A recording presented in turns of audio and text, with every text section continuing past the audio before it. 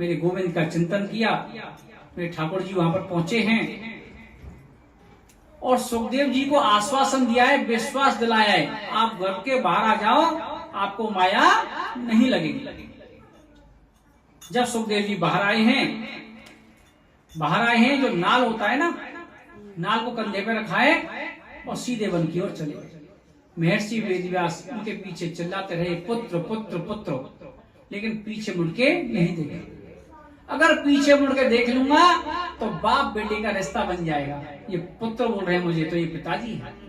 उन्होंने पीछे मुड़ के देखा नहीं और सीधे वन की ओर चले गए। ये हुआ सुखदेव जी का जन्म। सुखदेव जी का जन्म जरूरी था कराना, क्योंकि ये श्रीमद् भागवत कथा को श्रवण कराने वाले हैं। हरि की कथा सुनाने वाले, अमृत पान कराने वाले, तुमको लाखों प्रणाम, तुमको लाखों प्रणाम, तुमको लाखों प्रणाम। हरि की कथा सुनाने वाले, अमृत पान कराने वाले, हरि की कथा सुनाने वाले, अमृत पान कराने वाले, तुमको लाखों प्रणाम, तुमको लाखों प्रणाम, तुमको लाखों प्रणाम। हम भूल रहे थे वन में, बल को बैठे थे तन में। हम भूल रहे थे वन में, बल को बैठे थे तन में। वो राह दिखाने वाले, हमको राह दिखाने वाले, तुमको लाखों प्रणाम, तुमको लाखों प्रणाम, तुमको लाखों प्रणाम। हरि की कथा सुनाने वाले, अमृत पान कराने वाले, तुमको लाखों प्रणाम, तुमको लाखों प्रणाम।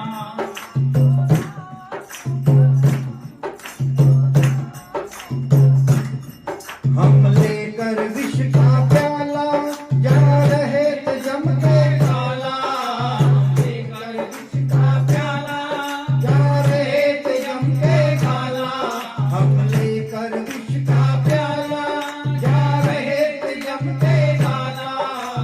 लेकर विष का प्याला, जा रहे थे जम के काला। अमृत पान कराने वाले, अमृत पान कराने वाले, तुमको लाखों प्रणाम, तुमको लाखों प्रणाम। हरि की कथा सुनाने वाले, अमृत पान कराने वाले, तुमको लाखों प्रणाम, तुमको लाखों प्रणाम। हम भार तेरा क्या पावे, बस शीश झुका यही गावे। हम भार तेरा क्या पावे, बस शीश झुका यही गावे। आत्म ज्ञान कराने वाले, आत्म ज्ञान कराने वाले, तुमको लाखों प्रणाम, तुमको लाखों प्रणाम। हरि की कथा सुनाने वाले, अमृत पान कराने वाले, तुमको लाखों प्रणाम, तुमको लाखों प्रणाम। तुम घट घट अंतर्यामी, हम पतिरियो अभिमानी। तुम घट घट अंतर्यामी, हम पतिरियो अभिमानी। तुम घट घट अंतर्यामी, हम पतिरियो अभिमानी। प्रभु का दर्श कराने वाले, हरि का दर्श कराने वाले, तुमको लाखों प्रणाम, तुमको लाखों प्रणाम।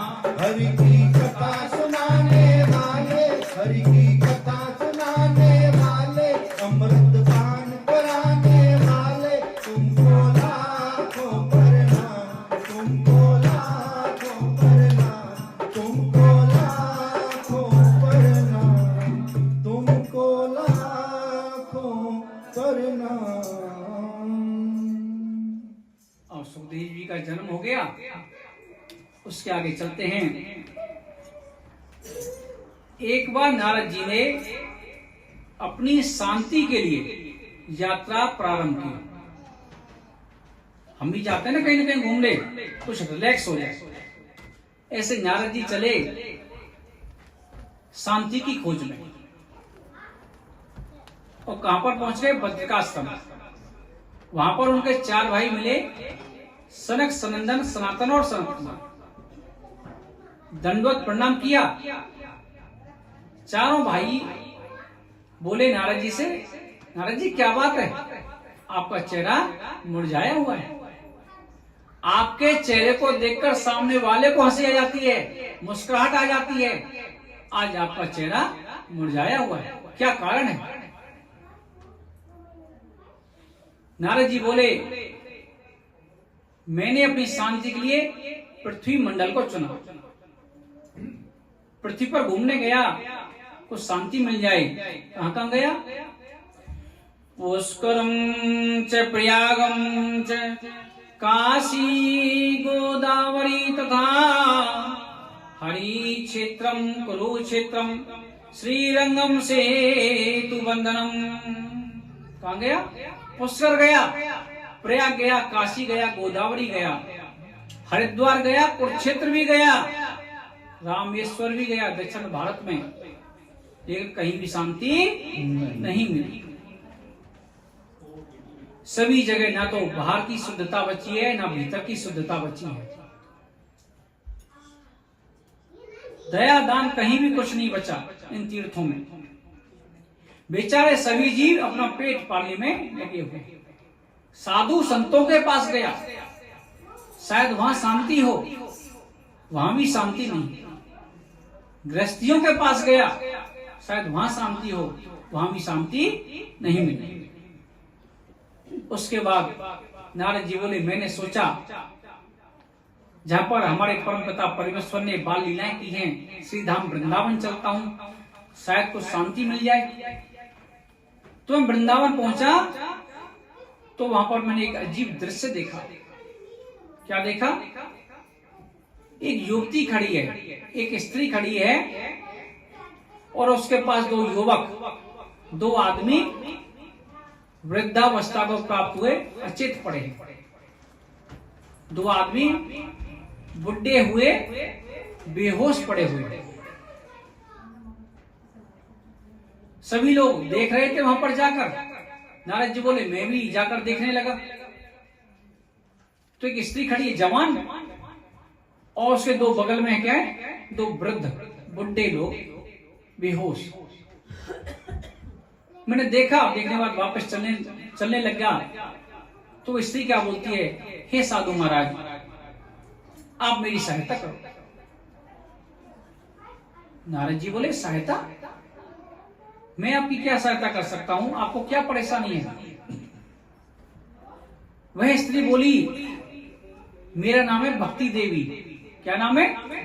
भक्ति देवी। और ये मेरे 2 पुत्र हैं जो बुढ़े हो गए। मैया जवान, बच्चे बुढ़े। इनका नाम है ज्ञान और वैराग्य। अगर आपका कोई साधन हो आपके पास, तो इनकी वृद्धावस्था को दूर कर दो, इनको भी जवान कर दो। और मैया जवान, बच्चे बुढ़े, तो ये तो अजीब चीज है। तो नारद जी ने क्या किया? वेदों का पाठ सुनाया, खूब हिलाया डुलाया उनको। वेदों का पाठ सुनाया, पुराणों का पाठ सुनाया। उनकी आंख तो खुली, सचेत तो हुए, लेकिन फिर से बेहोश हो गए।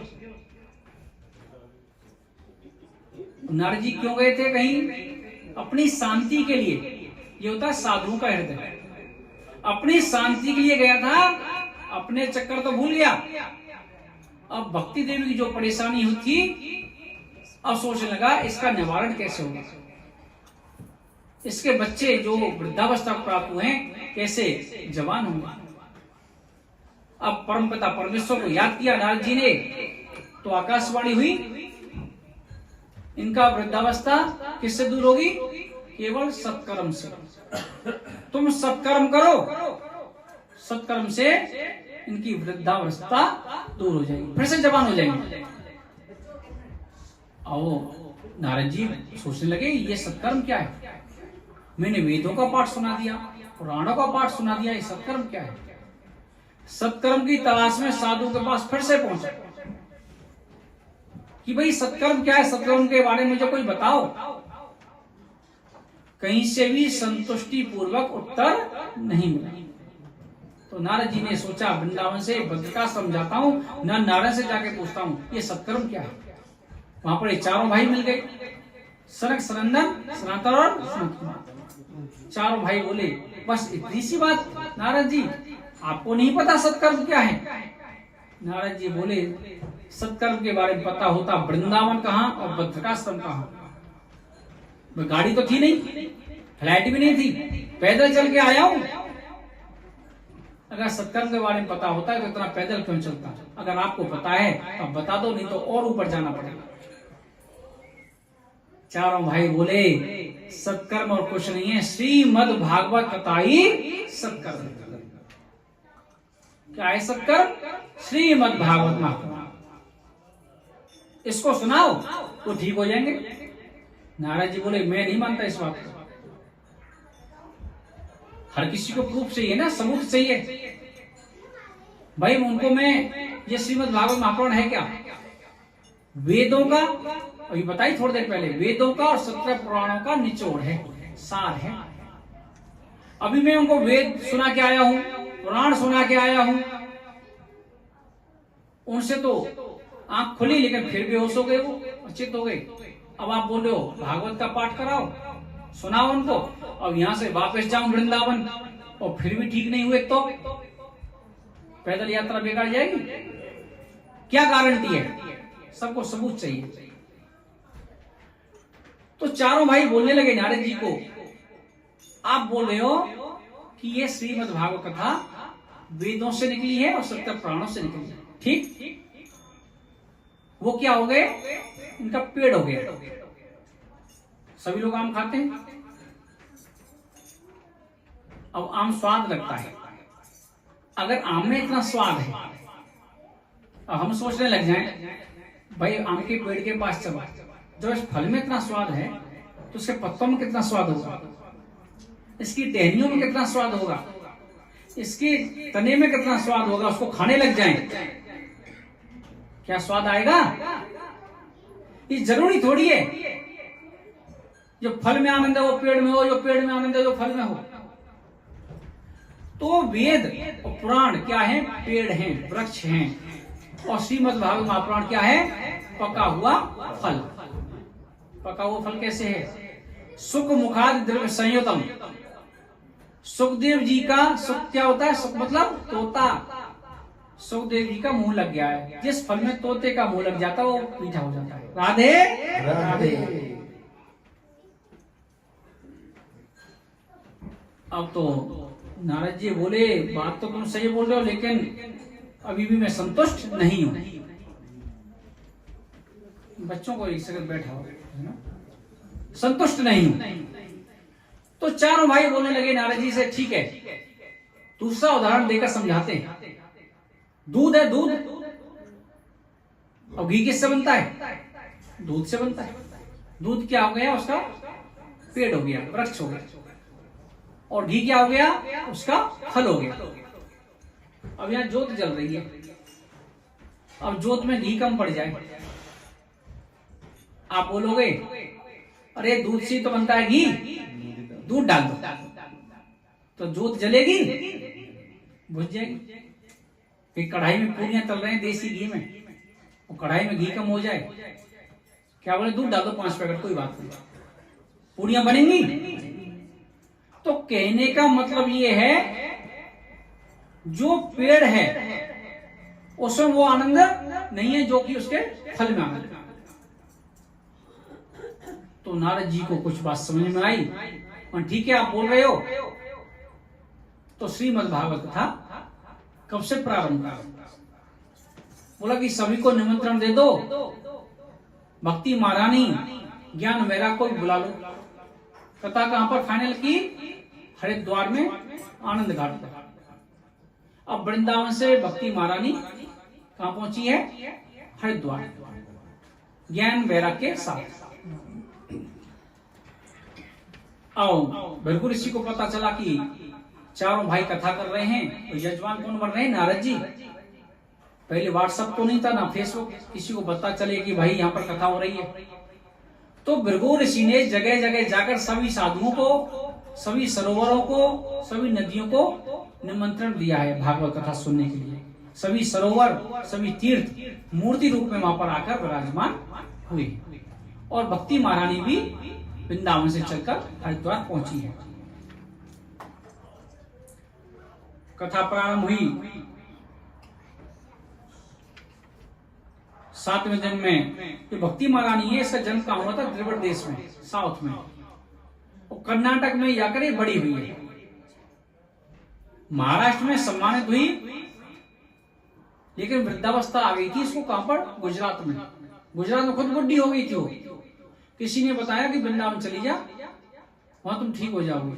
तो वृंदावन ये आई, ये तो खुद से हो गई जवान, लेकिन ज्ञान वैराग बूढ़े हुए। तब नारद जी ने देखा, जब सनातन के चारों भाइयों के पास पहुंचे, तो वहां पर श्रीमद् भागवत कथा का प्रोग्राम, महोत्सव प्रारंभ हुआ। 7वें दिन की जब कथा प्रारंभ पूरी हुई, तो भक्ति महारानी और उनके दोनों पुत्र तरुण अवस्था को प्राप्त हो गए। बोलो राधे राधे। जवान हो गए, ज्ञान वैराग्य भी। अब भक्ति महारानी ज्ञान वैराग्य खुशी से झूमते हुए गाने लगे और कीर्तन करने लगे।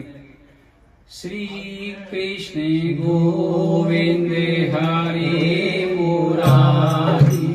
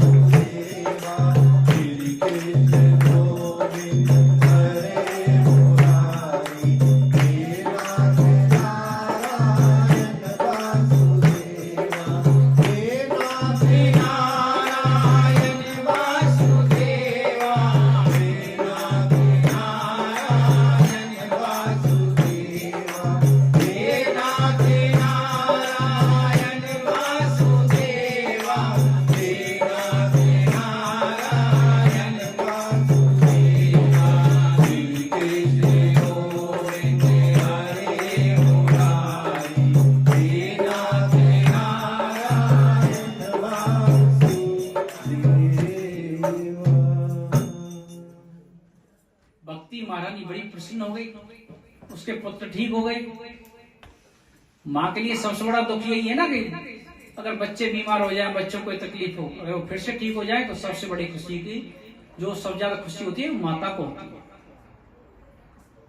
अब भक्ति महारानी ने सनक, सनंदन, सनातन और सनत कुमार को पूछा, मैं बड़ी प्रसन्न हूं, अब मैं कहां रहूं? सनकादिक जी ने कहा, आप भगवान के भक्तों के हृदय में निवास करो, भक्तों के हृदय में निवास करो।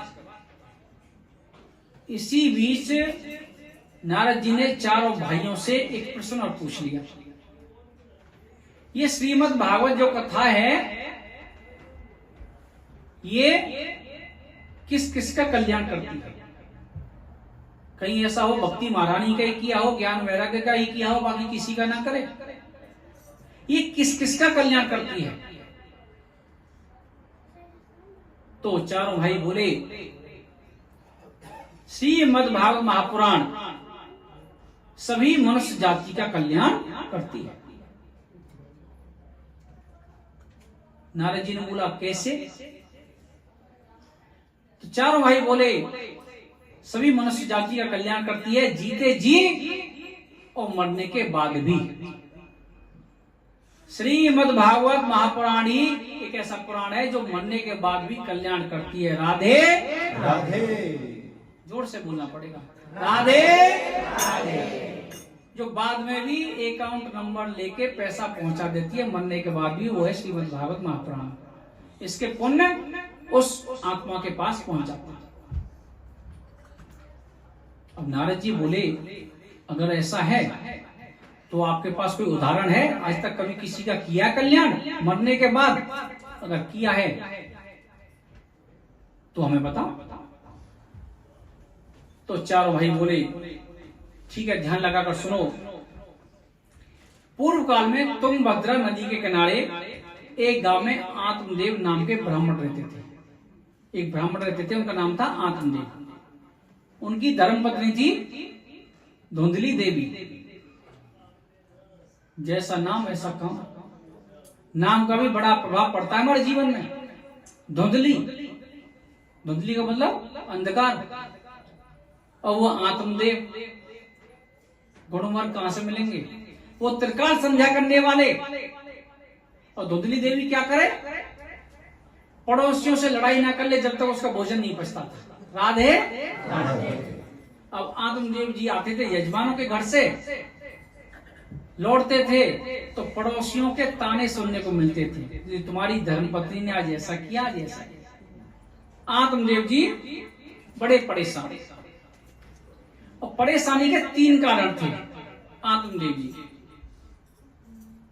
पत्नी से तो परेशान थे ही, 3 कारण और थे। नंबर 1, उनको कोई संतान नहीं थी। दूसरा, उनके घर पर जो भी गाय लेके आते थे वो बांझ हो जाती थी। तीसरा कारण, सभी सनातन धर्म के लोगों के पास तुलसी का पौधा होना चाहिए, लेकिन यहाँ मौसम की वजह से रुकता नहीं, तुलसी का पौधा सूख जाता है। तीसरा कारण था आत्मदेव जी का, जो भी तुलसी का पौधा लगाते थे वो सूख जाता था। बड़े परेशान। एक दिन आत्मदेव परेशान हो गए। उधर से बीवी के ताने, पड़ोसियों के ताने, और 3 चीजें परेशान कर रही थी। वो चले गए जंगल में।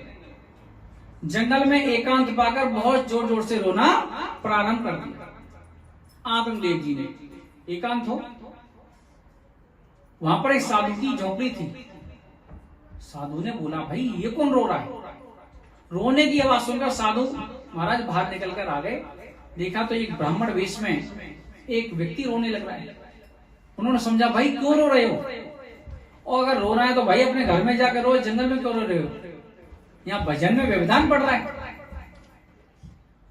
आत्मदेव ने साधु महाराज के चरण पकड़ लिए। महाराज, मेरे रोने के 3 कारण। मेरे कोई संतान नहीं है, गाय भी बांझ हो जाती है और तुलसी का पौधा भी सूख जाता है। तो साधु महाराज बोले, आप देखने में ब्राह्मण लगते हो, आपको ज्ञान होना चाहिए। ये गारंटी नहीं है आपकी संतान हो और वो आपको सुख प्रदान करे। आपको संतान नहीं, आप दुखी हो, क्या गारंटी है संतान हो जाए उसके बाद भी आप दुखी रहोगे या सुखी रहोगे? गारंटी तो नहीं है। भाई किसका बच्चा कैसा निकल जाए, आजकल तो जमाना। राधे राधे।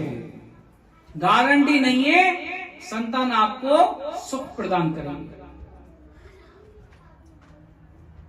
अब वो साधु महाराज से बोला, महाराज वो तो पीछे की बात है, सुख मिले या दुख मिले, आपके पास कोई साधन हो तो मुझे बता दो संतान की प्राप्ति का। अब साधु महाराज के पीछे पड़ गया। दया बिन संत कसाई और दया करी तो आफत आई। साधु महाराज बोले, अच्छा खासा अपनी झोपड़ी में भजन कर रहा था, ना बाहर निकल के आता ना ये पीछे पड़ता। अब बोलने लगे, सच बोलूं सुन पाओगे? आत्मदेव जी बोले, बिल्कुल सुन पाऊंगा। आपके इस जन्म की तो बात छोड़ दो, अगले 7 जन्म तक संतान का योग नहीं है। अब तो उसको दुख था इस जन्म का, अब दुख बढ़ गया 7 गुना, अगले 7 जन्म तक नहीं। अब आत्मदेव जी ने सोचा, जब साधु महाराज को इतना पता है, जरूर इसका कोई ना कोई तोड़ निकालेंगे। पीछे पड़ गया। साधु महाराज से बोले आत्मदेव जी आप बता दो, कोई तोड़ दे दो इसका संतान की प्राप्ति का, नहीं तो यही प्राण त्याग दूंगा और आपको ब्रह्म हत्या लगेगा। धमकी। साधु महाराज ने बोला ठीक कोई बात नहीं, उनको एक फल दे दिया, जाकर अपनी पत्नी को खिला देना और आपको संतान हो जाएगा। अब पत्नी कौन है उनकी? धुंधली देवी। सीधी सीधी ना चले। जाके बोले आत्मदेव जी कि ऐसा है, फल लाया हूं, आप एक फल को खा लेना, ये साधु महाराज का आशीर्वाद है और हमको संतान की प्राप्ति हो जाएगी। ठीक है आप रख दो, मैं खा लूंगा। अब उसकी बहन आई, उसने धुंधली देवी ने बोला कि ऐसे ऐसे फल लेके आए हैं, बोले कि तुझे संतान हो जाए, इस फल को खा लो। कोई फलों के खाने से संतान होती है क्या? और उसकी बहन सलाह दे रही है खाना मत, कुछ बात नहीं है, इनसे कुछ नहीं होता, मेरे घर में जो बच्चा है मैं उसको दे दूंगी आपको, और उनको बोल दो कि मैंने फल खा लिया। उसकी बहन नहीं चाहती थी कि इसको कोई संतान हो, उसकी संपत्ति पर ध्यान था उसकी बहन का। फिर इस फल का क्या करें? इस फल को गाय को खिलाएं। गाय भी बांझ है, उसको भी बच्चा नहीं हो रहा, पता भी चल जाएगा कि साधु महाराज के आशीर्वाद में कितना करंट है। राधे राधे। वो फल खिला दिया गाय को। अब समय पाकर गाय को पुत्र हुआ, बछड़ा नहीं हुआ, पुत्र हुआ, क्योंकि साधु महाराज का आशीर्वाद है। लेकिन कान कैसे हुए? गाय के कान के बराबर। पूरा शरीर मनुष्य का और कान गाय के जैसे। आत्मदेव जी ने नाम रख दिया गोकर्ण। गोकर्ण नाम दिया, गाय के कान के जैसे कान। और उसकी जो बहन के जो पुत्र हुआ उसको वो धुंधली देवी को दे गई। बीच में किसी न किसी बहाने से आती थी, दूध पिला के जाती थी। अब पूरे गांव में हल्ला हो गया, भैया जब ऊपर वाला देता तो छप्पड़ फाड़ के देता है, अब तो स्त्री की तो बात छोड़ो, गाय भी पुत्र दे रही है। राधे। गोकर्ण पंडितों ज्ञानी और धुंधकारी महाखल जैसे जैसे बड़े हुए, आत्मदेव जी गोकर्ण को जो मंत्र सिखाते तो सीख लेता था कि वह मंत्र सीख लो, फिर उसके बाद कर्मकांड करने यजमानों के पास जाएंगे, हमारी जीविका चलती रहेगी। लेकिन वो ना सीखे धुंधकारी, क्योंकि धुंधली देवी ने उसका नाम रखा था धुंधकारी। आत्मदेव जी को तो नाम भी रखने नहीं दिया, बोलिए मेरा पुत्र मैं नाम रखूंगी, नाम रखा था धुंधकारी। और धुंधकारी नाम रख के काम कैसे अच्छे करेगा? जब छोटा था तो पड़ोसियों के बच्चों को मारता था। माँ क्या करती थी? पड़ोसियों से लड़ती थी। और बच्चा क्या करेगा? पड़ोसियों के बच्चों को मारता था, पीटता था। थोड़ा और बड़ा हुआ तो उन बच्चों को लेकर क्या करता? कुएं में डाल देता था। शिकायतें बढ़ती चली गई। तो उस आत्मदेव एक दिन रात्रि में रो रहे थे कि साधु महाराज की बात सही थी कि उन्होंने बोला था कि गारंटी नहीं है आपको संतान की प्राप्ति हो, वो सुख प्रदान करे। ये कैसी संतान? पहले तो इसकी माँ के ताने सुनता था, अब तो इसका ये पुत्र है, ये भी कंप्लेंट लाता है, परेशानियां लाता है पड़ोसियों से, बच्चों को कुएं में डाल देता है। क्या करें? तो गोकर्ण जी ने समझाया कि पिताजी कौन किसका पुत्र, कौन किसका पिता, ये तो आवागमन है, संसार चक्र है। आत्मदेव जी को ज्ञान हुआ और सीधे वन की ओर चले। उधर गोकर्ण जी ने सोचा कि मुझे भी तीर्थों की तरफ चलना चाहिए। अब तो धुंधकारी रह गया और उनकी मैया धुंधली देवी रह गई। अब माँ कुछ बोले वो सुने नहीं। अब तो वो पड़ोस में जाकर चोरियां करना प्रारंभ कर दिया। मैया की ज्वेलरी बेच दी उसने, मदरा पान करने लग गया, वेश्यावृत्ति करने लग गया। बड़ा होने के बाद जितने भी अवगुण थे दुनिया में सब कुछ करना प्रारंभ कर दिया उसने। मैया की बात ना सुनी। अब मैया भी परेशान। मैया ने भी परेशान होकर धुंधली देवी ने कुएं में गिरकर अपनी जान दे दी। राधे। अब रह गया धुंधकारी अकेले। घर में कोई रोकने टोकने वाला नहीं, तो वेश्या को 5 वेश्या को घर में ले आया। अब 5 वेश्या ले आया, खर्चा कहां से आएगा?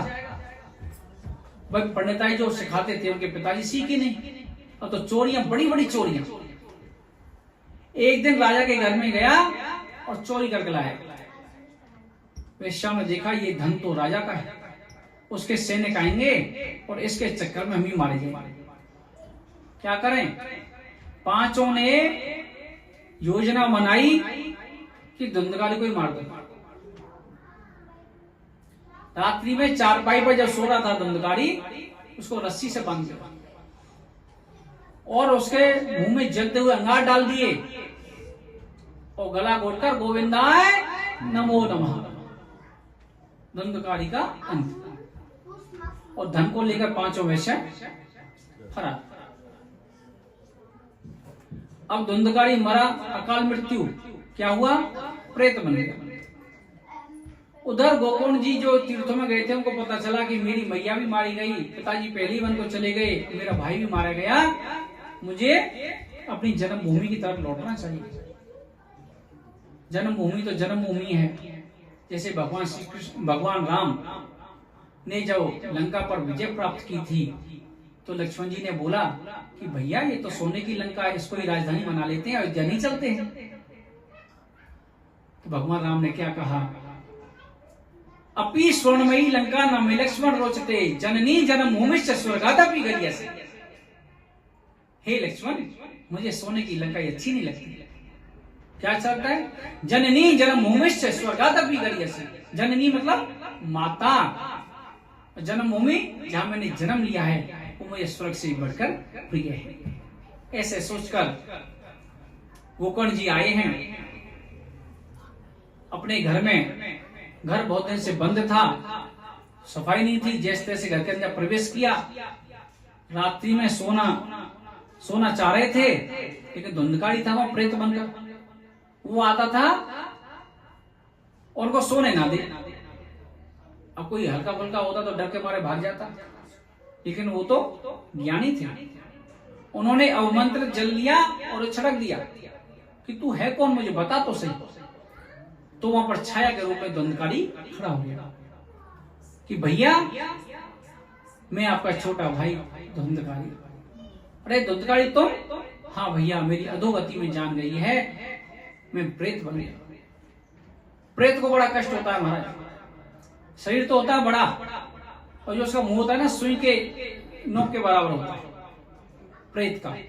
इसलिए आजकल भी जहां प्रेत रहता है वो अपने घर वालों को परेशान करता है। प्रेत कोई और नहीं होता, उनके पूर्वज ही प्रेत में पहुंचते हैं जिन्होंने अच्छे कर्म नहीं किए। उनकी मुक्ति का कारण क्या है? श्रीमद् भागवत महापुराण। तो धुंधकारी बोला भैया मुझे इस प्रेत योनि से मुक्त कराओ। बोला ठीक है, कोई बात नहीं, हम कल गांव वालों से बात करेंगे कि इसकी मुक्ति का उपाय क्या है। दूसरे दिन सभी गांव वालों के सामने वो बात रखी गोकर्ण जी ने कि मेरा भाई धुंधकारी प्रेत बन गया है। अगर आपके पास कोई साधन हो कि प्रेत योनि कैसे दूर होगी, आप मुझे बताओ। कोई भी बताने में सक्षम नहीं। तो गोकर्ण जी ने सूर्य भगवान की उपासना की है। सूर्य भगवान ने बताया कि श्रीमद् भागवत कथा ही उनकी मुक्ति का उपाय है। अब क्या हुआ? अगले दिन से कथा प्रारंभ की। आषाढ़ मास की शुक्ल नवमी को गोकर्ण जी ने कथा प्रारंभ की। आओ प्रेत कौन? धुंधकारी का आह्वान किया। अब प्रेत तो ऐसा नहीं है कि आके बैठ जाएगा, वो तो हवा है। तो वहां पर एक बांस था 7 ग्रंथि का, उसमें एक छेद था। तो मंत्रों के आह्वान से वो धुंधकारी बांस के पेड़ में आकर बैठ गए। अब पहले दिन की कथा पूरी हुई तो 1 ग्रंथि फट गई, दूसरे दिन की कथा पूरी हुई तो 2 ग्रंथि फट गई। ऐसे करते करते 7 दिन की कथा जब हुई, 7वां ग्रंथि फट गई और धुंधकारी का उद्धार हो गया। और राधे राधे। अब धुंधकारी को लेने आ गए विमान में भगवान के पार्षद। कथा के बीच में जब कथा पूरी हुई और गोकर्ण जी को दिखाई दे रहे हैं कि भाई पार्षद आ गए, तो गोकर्ण जी ने व्यासपीठ से बोला, भाई तुम कौन? बोले, हम भगवान के पार्षद। कैसे? धुंधकारी को लेने आए हैं, धुंधकारी का उद्धार हो गया। गोकर्ण जी बोले, भाई कथा तो गांव वालों ने सभी ने सुनी है, सिर्फ धुंधकारी का उद्धार क्यों हुआ है? भाई कथा तो सभी लोगों ने सुनी है, एक आदमी का उद्धार कैसे? भगवान के पार्षद बोले, सभी के सुनने में भेद हो गया। कैसे? एक गांव में कथा हो रही थी, जैसे यहां भी हो रही है, उच्च कोटि के संत कथा कर रहे थे, व्यासपीठ से बोल रहे थे, जो भी श्रीमद् भागवत कथा श्रवण करेगा उसका उद्धार हो जाएगा।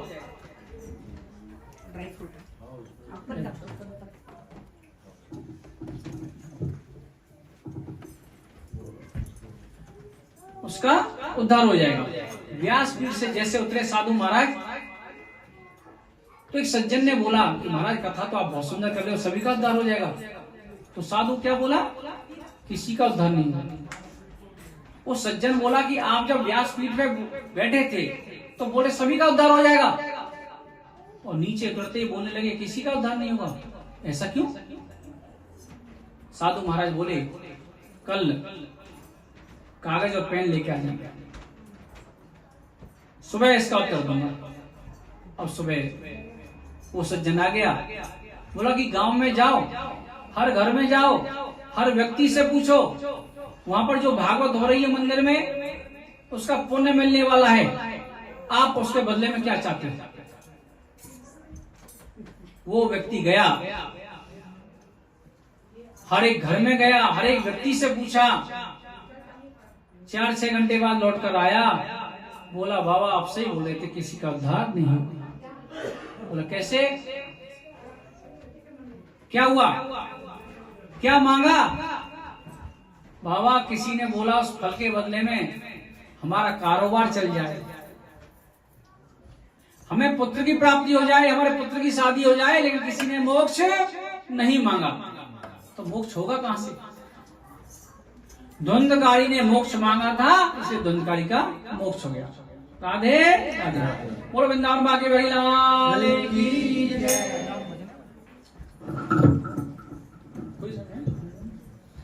बहुत देर हो गई है, सुस्ती आ रही है, और बांके बिहारी के नाम आ गया है, तो एक बांके बिहारी का भजन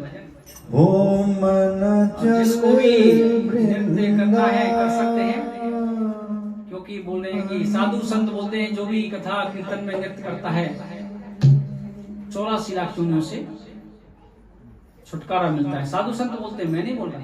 शादी विवाह में नाचते हो तो यहाँ भी नृत्य करो ठाकुर जी सामने, जैसा आपको उचित लगे। राधे राधे। ओ मना चल वृंदावन चलिए,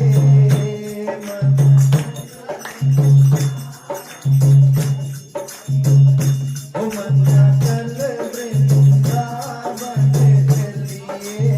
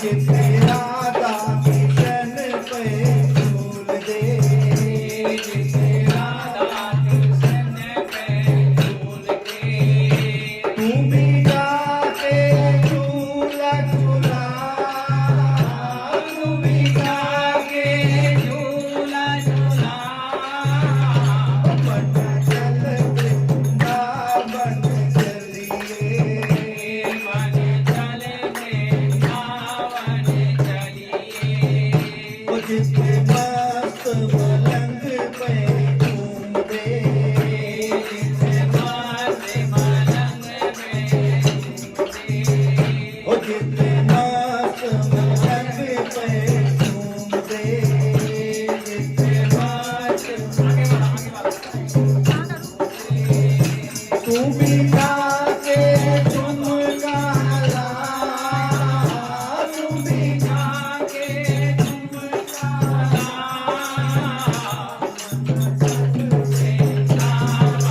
चलिए मन चले वृंदावन जिथे रहते श्यामल श्याम, जिथे रहते श्यामल श्याम मन चल वृंदावन चलिए, मन चले वृंदावन चलिए ओ जिथे संत समाधियां लाम दे, जिथे संत समाधियां काम दे, ओ जिथे संत समाधियां लाम दे, नाले जप दे किशोरी जी का नाम, नाले जप दे किशोरी जी का नाम, मन चल वृंदावन चलिए, मन चल वृंदावन चलिए ओ जिथे मोर ने पहला पाम दे, जिथे मोर ने पहला पाँव दे ओ जिथे मोर ने पहला पाम दे, जिथे मोर पहला पाँव दे गौआ कर दिया हरे हरे घाट, गौआ कर दिया हरे हरे घाट, मन चल वृंदावन चलिए, मन चल वृंदावन चलिए ओ जिथे निंदिया न चुगली न झगड़े, जिथे निंदिया न चुगली न झगड़े ओ जिथे निंदिया न चुगली न झगड़े, जिथे निंदिया न चुगली न झगड़े, जिथे प्रेम का बहे दरिया, जिथे प्रेम का बहे दरिया, मन चले वृंदावन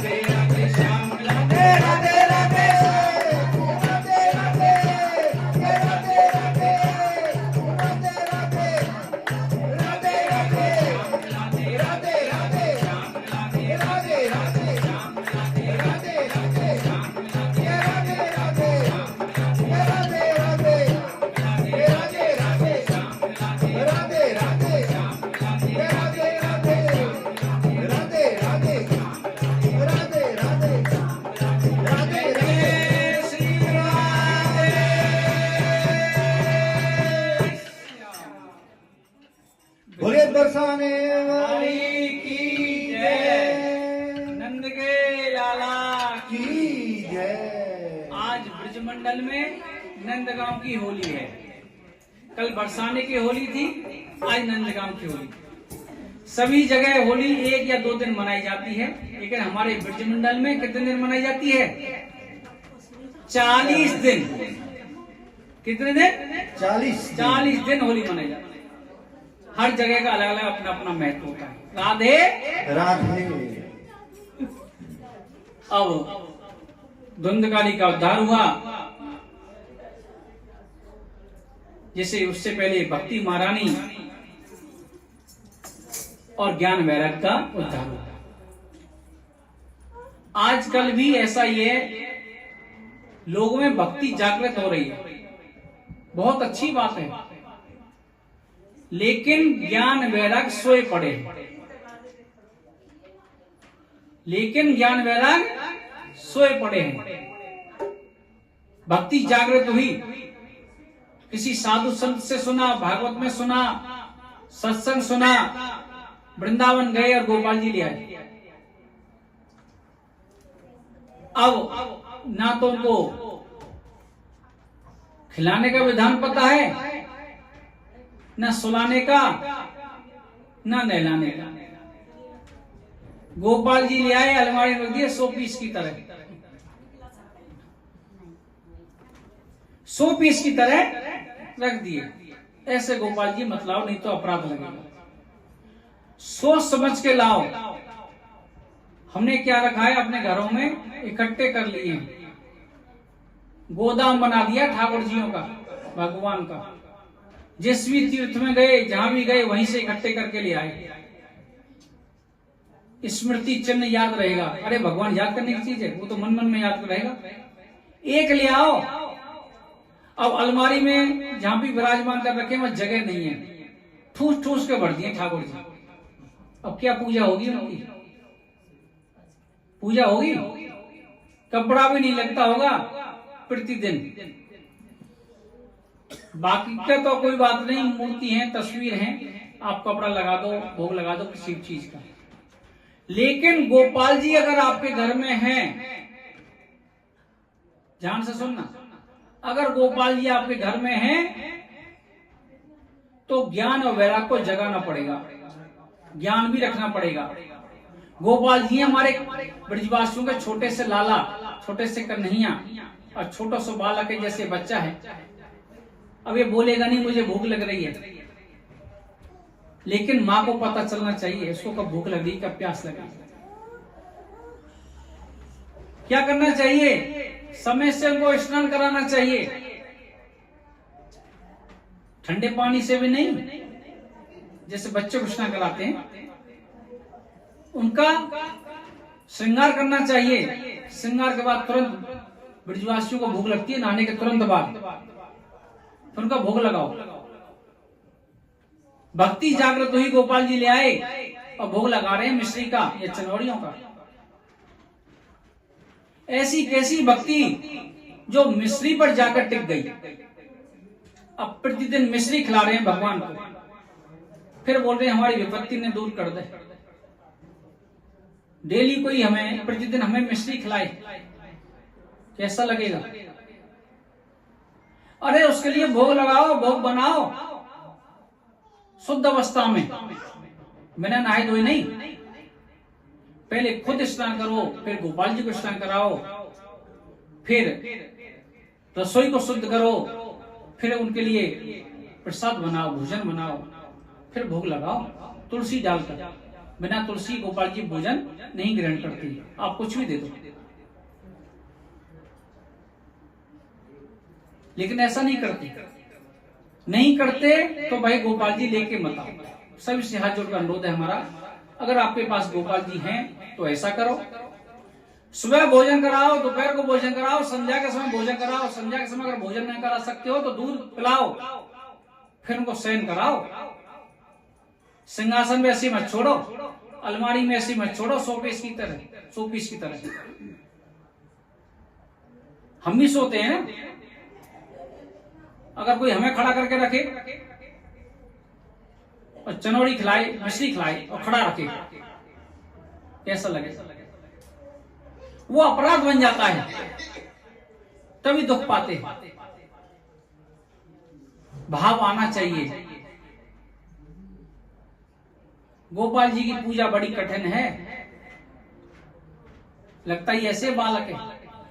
बच्चे की माँ से पूछो कितना काम रहता है, कई बार तो कपड़े बदलने पड़ जाते हैं। एक ही कपड़े को 10-10 दिन तक पहना कर रखते हैं, ऐसा नहीं। हम नहीं पहनते 10 दिन तक, तो गोपाल जी को पहनेंगे। सेम हमारी तरह चलता है ठाकुर जी, नहीं तो पूजा मत करो। भाव आना चाहिए। इसको भी भूख लग रही होगी, इसको भी प्यास लग रही होगी, इसके भी कपड़े बदलने, इसको भी स्नान कराना है। फिर बोलते हैं हमारी विपत्ति दूर नहीं हो रही। मंदिर में आते हैं, भगवान हैं, मत्था टेकते हैं, कुछ थोड़ा बहुत जेब में से निकालेंगे, दान पेटी में डाल देंगे, उसके बाद प्रारंभ कर देंगे अपनी समस्याएं बताना। मेरे हिसाब से अगर आप यहाँ के खड़े हो गए तो आपको बोलने की जरूरत नहीं है। आपने दहलीज पे कदम रख दिया, अगर भगवान मानते हो तो उनको सब कुछ पता है, बोलने की जरूरत नहीं है। अगर मूर्ति के सामने आप खड़े हो, भगवान मान रहे हो, फिर भी आप बोल रहे हो, तो आपका विश्वास मूर्तियों में नहीं है। आप सिर्फ खड़े हो जाओ, दीन बंधु दीननाथ और मेरी डोरी तेरे हाथ, बस। बोलने की जरूरत नहीं कुछ भी आपको। जैसे छोटा बच्चा सब बातों को नहीं समझा सकता अपनी मैया को, ऐसे हम उसके बच्चे हैं, आपको बोलने की जरूरत नहीं है। तो ज्ञान और वैराग को जगाओ। बहुत से लोग बोलते हैं कि हम मूर्ति पूजा को नहीं मानते, मूर्तियों से कौन सी हमें शक्ति मिलती है, तो निर्जीव हैं। जो हम भोजन करते हैं, आटा, आटा क्या सजीव है? दूध पीते हैं वो सजीव है? ड्राई फ्रूट खाते हैं वो सजीव है? वो भी सब निर्जीव है। खाते तो शक्ति मिलती है हमें, तो मूर्तियों से को नहीं मिलेगी। बहुत से लोग बोलते हैं कि हम मूर्ति पूजा को नहीं मानते। क्या मानते हो भैया? हम तो मानते हैं कण कण में वही है, हर जगह वही है, मूर्तियों की जरूरत नहीं है। ठीक है भैया, आप सही बोल रहे हो, कण कण में वही है, लेकिन उसी कण की तो ये मूर्ति बनी हुई है, तो इसमें परमपिता परमेश्वर क्यों दिखाई नहीं देता? राधे राधे। इसमें परमपिता परमेश्वर को देखो, उसी कण की तो बनी हुई है। सबसे पहली बात है, आप मंदिर देवालयों से जाने से पहले आपके जो भगवान घर में बैठे हैं, माता पिता के रूप में, आप सबसे पहले उनकी पूजा करो, उनको प्रणाम करो। माता पिता को एक गिलास पानी नहीं पिलाया और भोले बाबा पे जाके 10 लीटर पानी डाल रहे हो आप। भोले बाबा भी आपके अभिषेक को जब स्वीकार करेगा जब आप घर में जाके अपने माँ बाप की सेवा करके आए। नहीं, भोले बाबा को पता नहीं है, या ड्रामा करने आ गए हो कुछ मांगने के चक्कर में। हम क्या करते हैं मंदिरों में जाके, कोई सूट में मांगता है, कोई फटे कपड़ों में मांगता है, भिखारी दोनों ही हैं। जब दहलीज पे हम कदम रखते हैं, सबकी नहीं बोल रहा, कुछ लोग जब ही समझ जाता होगा कि फिर से आ गया मांगे। भैया क्यों मांगने जाते हो तुम हर बार ही क्यों रोना रोते हो? अगर आपके घर पे कोई आदमी आए और बार बार वो दुखराई रोए, आप बोलोगे यार फिर 1 घंटा खराब कर देगा। अरे उसके बारे में जाके पूछो तो सही, भैया आपने भोजन किया कि नहीं किया?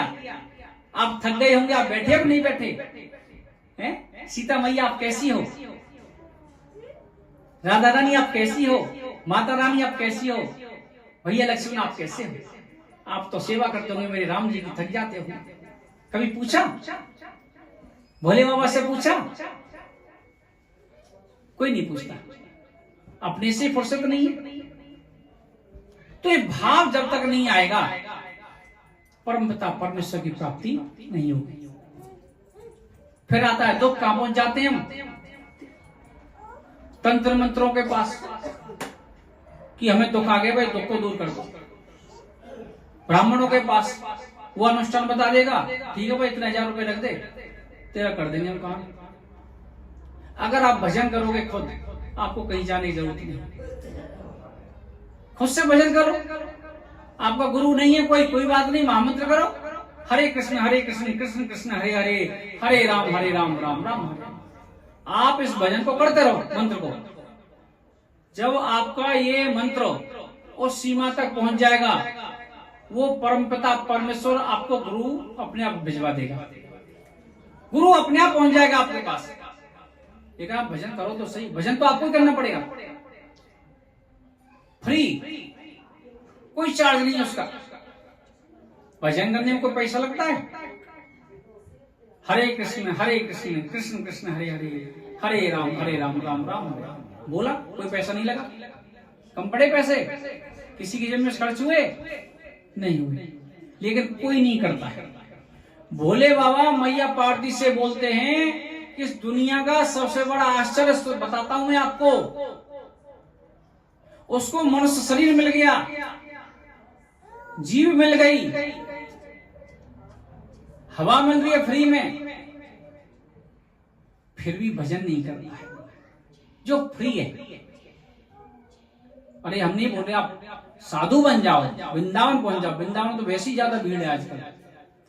चलते फिरते बैठते सोते जगते, किचन में काम करते हुए, ड्यूटी जाते हुए, अरे 5 मिनट में एक बार बोल दो, 5 मिनट में एक बार बोलोगे तो 1 घंटे में कितनी बार बोल जाएगा? 12 बार। 8 या 9 घंटे की ड्यूटी है, 12 गुणा 9 कितने हो गए? 108। आपकी एक माला होगी। 5 मिनट में भी एक बार बोलोगे तो 1 माला हो जाएगी आपकी ड्यूटी करते समय। तो भक्ति के साथ साथ ज्ञान वैराग्य को भी जगाओ। श्रीमद् भागवत महापुराण से भक्ति ज्ञान वैराग्य का उद्धार हुआ है, उधर द्वंद्वकारी का उद्धार हुआ है। आज श्रीमद् भागवत का प्रथम दिवस, ये श्रीमद् भागवत का महात्म्य चल रहा है। कथा तो अभी प्रारंभ हुई नहीं है, महात्म्य बताना जरूरी है कि आखिर श्रीमद् भागवत कथा क्या है। जब तक हमें पता नहीं चलेगा क्या है तो सुनने में मन कैसे लगेगा, रुचि कैसे बढ़ेगी। तो कैसे हम सुन सकते हैं, उसके कुछ नियम हैं श्रीमद् भागवत महापुराण के। भागवत कथा हमेशा व्यासपीठ के सम्मुख बैठकर ही सुननी चाहिए। यहाँ तो सब सामने ही बैठेंगे, नहीं तो जहां स्टेज लगता है कुछ लोग पीछे बैठ जाते हैं, वो अपराध है। भागवत कथा के बीच में जितना हो सके कम मूवमेंट करें, उठ के कम जाएं, जितना हो सके। परेशानी है कोई बात नहीं, 2-4 मिनट के लिए जाओ फिर आके बैठ जाओ। नींद का विशेष ध्यान रखें, यहाँ तो 3 घंटे कथा, नींद तो आएगी नहीं। मोबाइलों का थोड़ा ध्यान रखें, साइलेंट, ये एक अलग चैप्टर जुड़ गया है आजकल, नहीं तो पहले महर्षि वेदव्यास ने तो लिखा ही नहीं था। ये मोबाइल भी एक ऐसा आएगा जो परेशान करेगा कथा में। महर्षि वेदव्यास के अनुसार, संतजनों के अनुसार श्रोता 3 प्रकार के बताए गए। श्रोता कौन? कथा सुनने वाले 3 प्रकार के। एक होता है सबसे पहला सरोता। सरोता जो सुपारी काटता है, उसका काम है कटिंग करना। आए मंदिर में देखा कि डेकोरेशन तो अच्छी है, लेकिन यहां थोड़ी कमी है, वहां थोड़ी कमी है, यहां थोड़ी कमी है। उन कमियों को मत देखो, आप श्रीमद् भागवत कथा की तरफ देखो। अगर आप कमियों को देखोगे तो जिंदगी आपकी ऐसी निकल जाएगी। अगर हम दूसरी तरफ 1 उंगली करते हैं तो 3 उंगली अपनी तरफ हो जाती है। राधे राधे। ये मंदिर है, किसी एक का नहीं है, सभी का है। अगर कमी लग रही है तो उस कमी को पूरा करो, फिर कमियां मत निकालो किसी भी महोत्सव में। और ये तो श्रीमद् भागवत कथा महोत्सव है, कथा नहीं है, ये महोत्सव है। जैसे घरों में शादियां होती हैं 7-8 दिन चलती हैं, ऐसे ही कथा महोत्सव है। इसमें बीच बीच में महोत्सव आएंगे, सभी महोत्सवों को धूमधाम से मनाओ। 8 दिन तक का है। आज कलश यात्रा थी, फिर भागवत है, महात्म्य चल रहा है, कल द्वितीय दिवस की कथा है, कल एकादशी है, कल एकादशी है। कोशिश करो, व्रत रखो, उसके बाद श्रीमद् भागवत कथा श्रवण करो, बहुत अच्छा पुण्य मिलेगा। जो नहीं रख सकते व्रत कोई बात नहीं है, लेकिन चावल ना खाएं एकादशी के दिन, ये थोड़ा ध्यान रखें। और व्रत रखकर सुने तो बहुत बढ़िया बात है, व्रत का भी सामान बनेगा, ऐसी कोई बात नहीं। भूखे किसी को नहीं रहने देगी राधा रानी। राधे राधे। कल एकादशी रहेगी, द्वितीय दिवस की कथा रहेगी। दूसरा होता है सोता, कथा में आके सो जाते हैं, एक झपकी मार ली, तो कोई भजन कीर्तन आया, ऊपर देख लिया, फिर झपकी मार ली। ऐसा नहीं होना चाहिए। तीसरे होते हैं श्रोता, एक नंबर श्रोता। जब श्रीमद् भागवत कथा की प्रथम आरती होती है, तब आरती में उपस्थित होते हैं, फिर पूरी कथा सुनते हैं, फिर उसके बाद आरती होती है विराम की, उसके बाद प्रसाद लेकर घर को जाएं, होता है एक नंबर श्रोता। राधे राधे। एक मूर्तिकार ने 2 मूर्ति बनाई। अब आप अपने आप से देखना, आप कितने बड़े लेवल के श्रोता हो। एक मूर्तिकार ने 2 मूर्ति बनाई, धातु थी पीतल, पीतल की मूर्ति, देखने में एक जैसी हाइट, एक जैसा वजन। अब उसने नुमाइश जहां होती है वहां रख दी कि दोनों मूर्तियों में अगर कोई अंतर बता देगा, उसको खरीदने पर डिस्काउंट दूंगा, छूट दूंगा। अब लोग आए, उसको देखें, वजन देखें, उसका साइज देखें, नाग नक्शा देखें, टूट फूट देखें, कहीं से टूटी फूटी नहीं, दोनों मूर्ति एक जैसी। सुबह से शाम हो गई, किसी को पता ही नहीं चला इसमें अंतर क्या है। तभी संध्या के समय एक व्यक्ति आया, सत्संगी व्यक्ति, उसने क्या किया, एक रस्सी मंगाई, उस एक मूर्ति के कान में डाली, वो रस्सी इधर घुसी और इधर से निकल गई। फिर उसने उस रस्सी को दूसरे की मूर्ति में डाला, उसके कान में डाला, वो बाहर से नहीं निकली, वो अंदर चली गई। समझ में आया कुछ? अगर आप कथा सुनने आए हो, यहां से घुस रही हैं बातें और इधर निकल रही हैं, तो राधे राधे, आप कोई श्रोता नहीं हो। अगर कान के अंदर यहां घुस रही है बातें, अंदर जा रही है, इसका मतलब आप अमल कर रहे हो, तो एक नंबर श्रोता। आप अपने घर में रामायण पढ़ते हो, गीता पढ़ते हो, भागवत पुराण पढ़ते हो, या कोई और भी पुराण पढ़ते हो, या कोई और पाठ करते हो, उनको पढ़ने से फायदा जब है जब अमल करोगे। अन्यथा पेजों को पलटते रहो, पढ़ते रहो, कोई फायदा मिलने वाला नहीं है। उनको अमल करो। एक चौपाई है, एक भी अमल नहीं कर सकते, अगर एक को भी अमल कर लिया तो जीवन बेड़ा पार है। सिया राम मैं सब जग जानी, कहूं प्रणाम जोर जुग पानी। सभी में ठाकुर जी का रूप देखो, लेकिन नहीं देख सकते। जब तक किसी भी ग्रंथ की बातों को आप अमल नहीं करोगे, तब तक उसका कोई फायदा नहीं है। पिछली बार लगभग 1.25 साल पहले यहाँ श्रीमद् भागवत कथा हुई थी, तो अब आप अपने घर जाके शाम को चिंतन करना उस कथा से और आज की कथा के बीच में जो भी समय निकला है, हमें क्या परिवर्तन आया। नहीं तो आप कथा सुन रहे हो, आ रहे हो, भोजन प्रसाद पाके घर जा रहे हो सीधे सीधे, तो कोई फायदा नहीं है, आप समय बर्बाद कर रहे हो अपना। राधे। अगर परिवर्तन नहीं लाए, श्रीमद् भागवत कथा कोई मनोरंजन का साधन नहीं है। आए, नृत्य किया, खाया पिया, चले गए। ये तो महोत्सव है, इसलिए नृत्य करते हैं, एंजॉयमेंट करते हैं पूरा, ठाकुर जी के प्रति भाव लेकर। अगर आप अंदर मन में अमल नहीं कर रहे, कोई परिवर्तन नहीं ला रहे।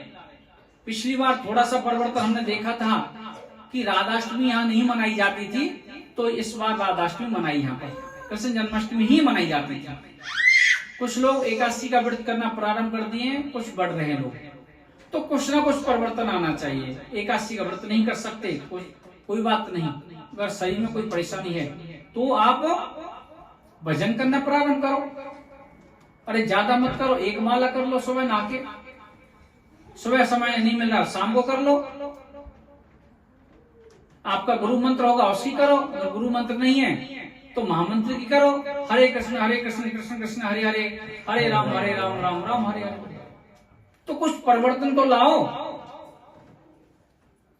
श्रीमद् भागवत कथा में जीना सिखाती है, भक्ति ज्ञान वैराग्य के बारे में बताती है। आज श्रीमद् भागवत कथा का महात्म्य हमने सुनाया, उसमें से जो भी चीज अच्छी लगी आप उनको ग्रहण करो और रात को जाके उनको चिंतन जरूर करो। कुछ चीज छन के तो रह जाएगी।